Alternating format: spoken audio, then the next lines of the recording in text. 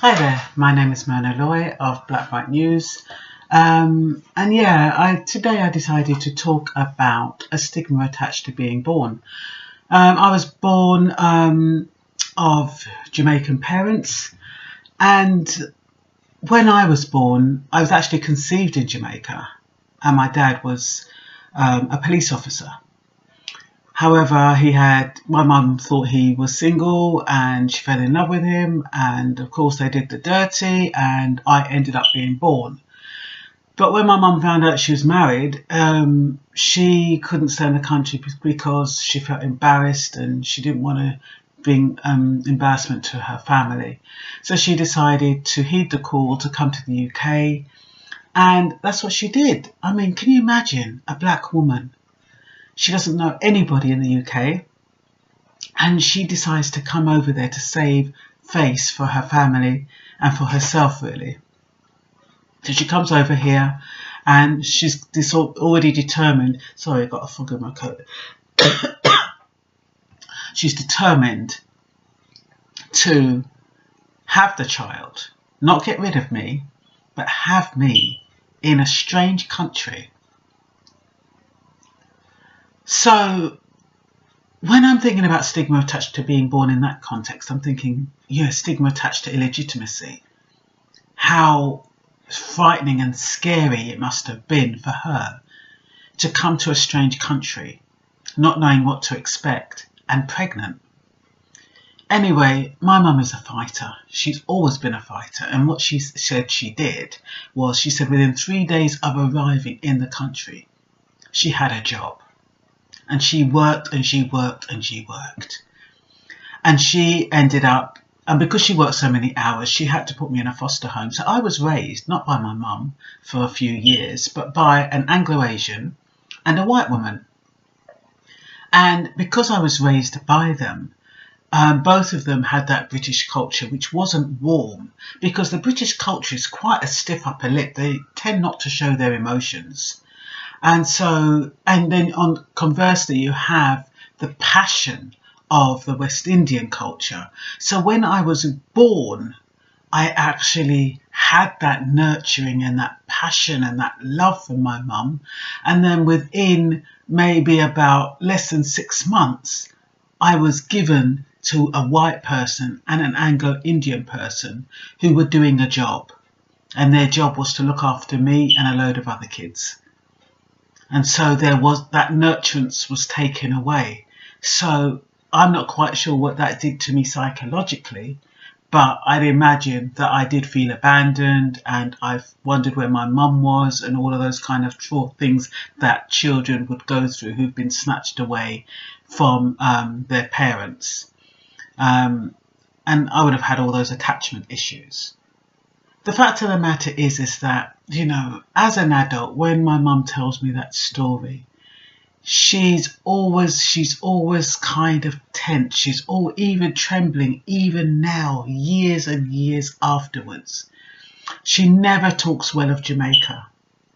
You know, and if I say to her, you know, but what about this famous person in Jamaica? Or what about this lovely building in Jamaica? She'll say they're exceptions. And she wouldn't speak patois. She wouldn't speak the Jamaican dialect. And, you know, as I grew up, you know, I mingled with Jamaican. My first husband was Jamaican.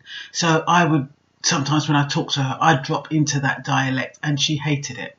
And she'd always say, don't speak that dialect, it won't get you anywhere. So my mum dropped that dialect, and she spoke just proper English, and not even English with kind of an accent. She's just dropped it completely, and she's taken over this English. And, you know, she'll worship white people. If they came to visit, she'd only have white friends. And if they came to visit, well, not only, she had a couple of family members, but if they came to visit, the China would come out, and, you know, all of that kind of stuff. My mum was really colonialised.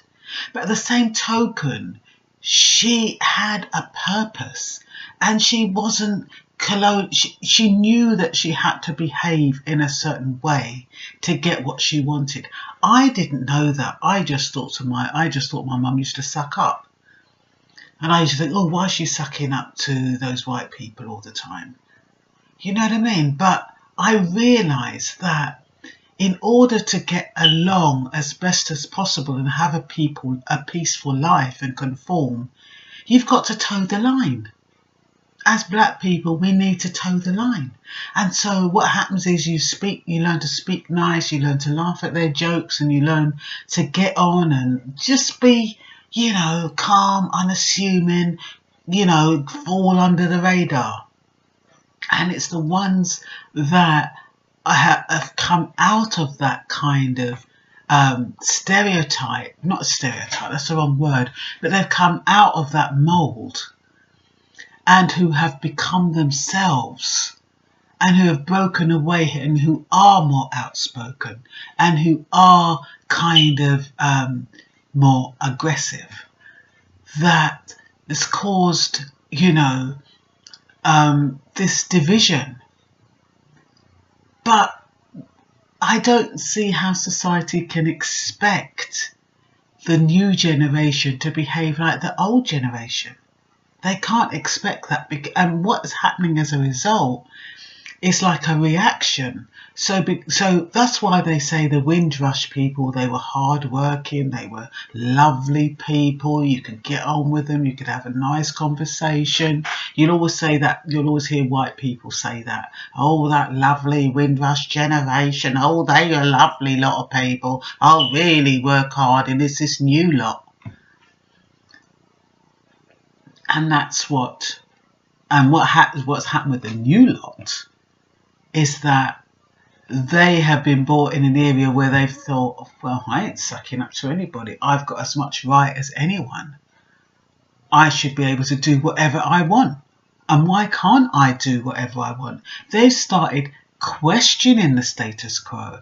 They're questioning why their parents behave the way they do. They question why there's a living room that no one can go into and it's just there for decor. They question why there's plastics on the floor and on the sofa so you don't get it dirty. But it's because our parents worked so hard, they wanted it to last as long as possible. So when it was out of bounds, it was out of bounds. But when you're dealing with children who were now raised in the UK, who are getting a UK education, they are now kind of with white people and they see their white people behave differently, they don't know the story of my generation or my mother's generation. They don't really know that story. And I think a lot of times we've never told our children our story. I know with my kids, I used to talk to them about, not really about work and stuff. I would talk to them about relationships. But I wouldn't talk to them about my experience growing up or my experience with my mum. Or if it was with my mum, it's from a place of lack of understanding because I never knew what my mum was trying to tell me. When my mum was telling me get a job as a secretary, I wanted to be a lawyer. I wanted to be a dress designer. I wanted to be an interior decorator. An interior designer. And I remember my mum saying to me, she always promoted the artistic side of me, but I remember her saying, if you're a secretary, you'll always have a job. And it's true, as a secretary, I've always had a job. But sometimes I watch shows where the young people will say, oh, I told my mum I wanted to do this and she got me a piano, or she got me this, or she got me that. But actually, my mum wasn't that different, because I remember I used to play the piano by ear and my mum did get me a piano. So I'm not saying she discouraged me in certain ways, but parents always wanted the best for their children. But because I had a different language, we didn't quite understand what they're saying. And for me, I was quite rebellious. So when my mum is telling me something and it's not said in an articulate way, in a way that I can understand, I just thought she was being unreasonable. When she told me that my first husband was, why did I pick a monkey out of a tree? And this was my mum saying that. couldn't I do any better being born in England? I was insulted, and I thought I just believed that she was being totally unreasonable, unfair and biased. And I had her up for that for years. And I said, I'm going to show you, I'm going to show you, I'm going to make it work. What she was trying to say is that I was marrying somebody who had just come into the country, who wasn't articulate, and even though he was hardworking, I wouldn't have much in common with him with regard to discourse, with regard to talking and chatting and having things in common.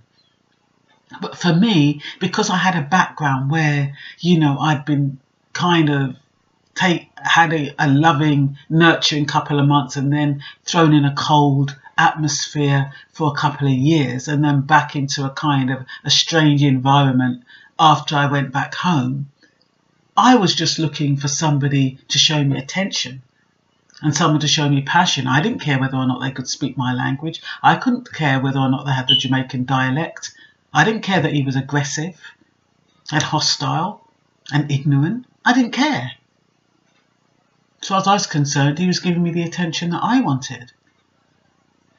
And so when you're growing up in that kind of background where parents from the West Indies are not communicating in a way that you understand. I mean, it's the same kind of problems that white people have with cultural diversity. White people don't understand black people's culture, but within that culture, you have black British culture, you have black African culture, you have black Asian culture. You have all different dynamics in there, and they're all different.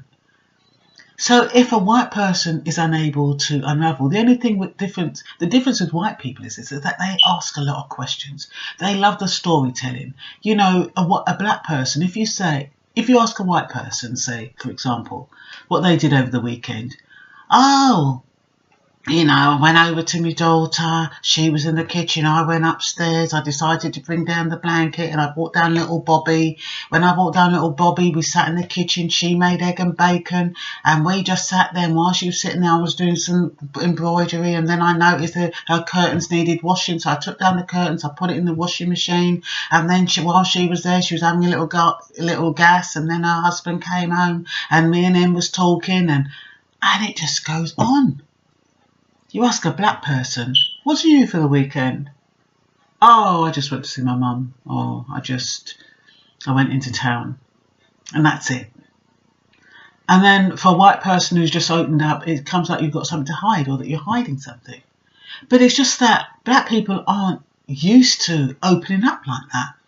I mean, to be honest, they don't really open up that much with their partners, especially those of Caribbean descent. Black Brits are a bit different, so they're more likely to engage. Two Black Brits, they've got it going on. They will be bantering and going back and forth. But when you have got that Caribbean influence, that engagement and that interaction is going to be different.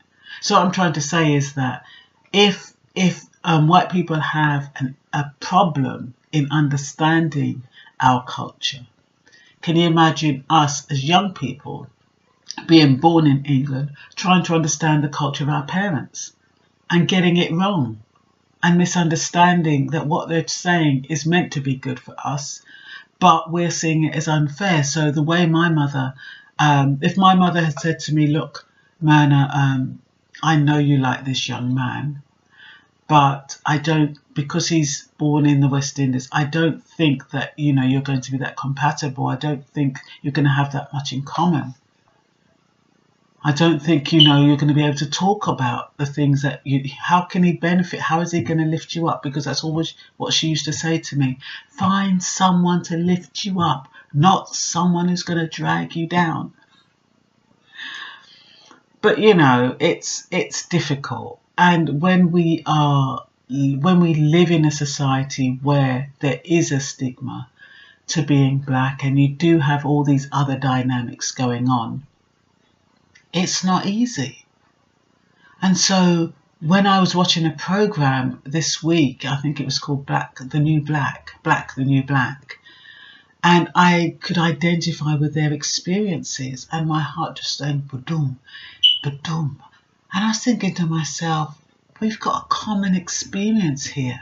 Even black people who date white people have that common experience of what it's like to be black. And a white person will never be able to understand that. They won't be able to understand that because as far as they're concerned, we are in their country. It doesn't matter that they took us out of our country. That they seem to have forgotten about that. So the way they see it, we're in their country. They have all the rights. We need to do as what we're told. And as a result, we're left feeling, oh yeah, we better toe the line because we don't want to rock the boat. We don't want to be stopped for something that we haven't done. So, it's all, in a sense, we're just still doing the yes master thing. The only thing we're doing it in a different language. We're just doing it in a different way. And so it is not an easy route being black. And there is a stigma to being black, whether people want to accept it or not. And the only time you see it is when a black person steps out of line, according to the white person. They step out of line, they're more or less crucified. How dare they step out of line? How dare they do this? And you notice, especially if, and you know that white girl that killed that black bloke? Apparently they were having an affair or something. Anyway, she shot him 5 times, I think. That's not on all the newspapers. That's not everywhere, is it? You have to literally be looking in the newspapers to find that. But God forbid if that was a black man who'd shot the white woman. You'd never hear the end of it.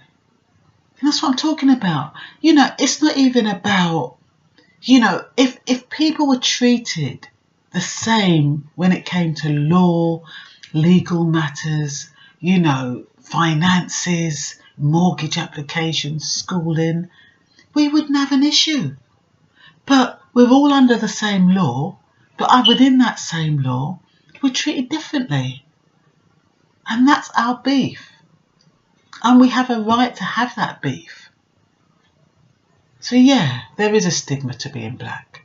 And in my case, there was a stigma to being born.